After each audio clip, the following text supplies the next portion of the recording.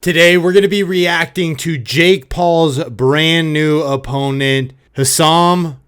Doesn't matter what the fuck his name is, dog. I don't know. I'm a little bit nervous for this fight. It's only a 2-minute highlight reel. This was like the longest highlight reel they had, so that's a good sign for our boy Jakey. Let's see what he's got. All right. He's a big boy, 6'3". I think his last fight was 240 pounds. Jake Paul's like 6 foot, 6'1". It's so crazy to me that like, it's like the level Jake's on and then the level like, as far as like just people. Like this is decent, bro. I got 50, 60 people watching my, fourth pro fight. That's lit. Jake Paul's I got millions of brothers. This ain't televised, that's for sure. This man. Okay. He looks slow. Definitely a power puncher. He looks pretty slow. He looks not in good shape. I'm gonna mute this. We gotta probably put our own music because I don't want to get copyrighted. I guess it doesn't matter. The music just sucks. So we'll say. Okay. Opponent's walking straight up, not on his toes. Gets caught. Good jab to the forehead. Little combo though. Not bad. Works his way in with the jab and not impressive.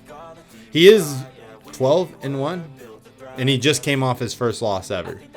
So once you lose, you're pretty much in boxing. It's like you're done. Like it's like, all right, they give you a bunch of bums. You get 30-0, 25-0. Then maybe you become something. As soon as you take your first loss inside of 25, 30 wins, you're pretty much you don't have much. This guy's not super impressive, actually. Definitely could be a little scary with the proper aggression. Guy he's fighting looks really bad as well. That's the other thing. However, Jake Paul in his last fight was a little unimpressive with the skill set. I'm just going to say. I really like Jake Paul. Big fan of him.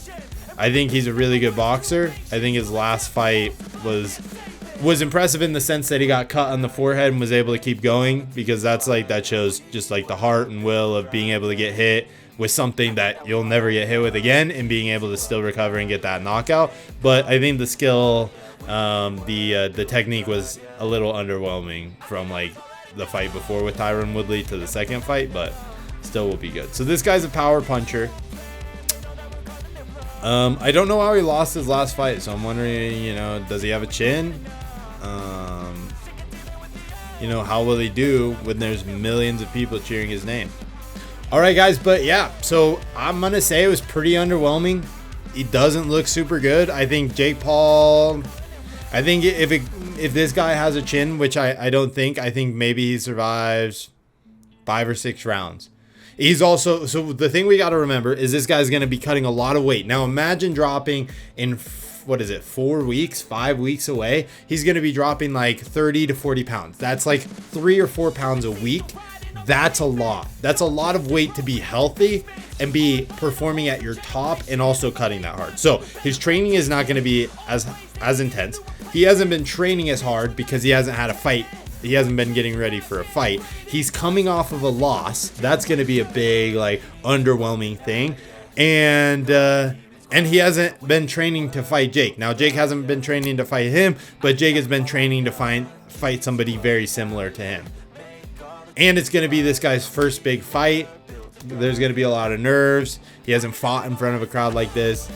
It looks very heavy that Jake wins. As long as Jake doesn't get hit with a hard punch, which he's also sparred him. Now, Jake has probably increased day and night from that point, and this guy has probably increased slightly since that point. So Jake knows who he's fighting. This guy doesn't know how Jake is going to come out, how Jake's going to look. Again, Jake talks about in an interview, he has a lot of money. He has a lot of assets towards being able to make him way better than most people can progress. So we'll see what happens.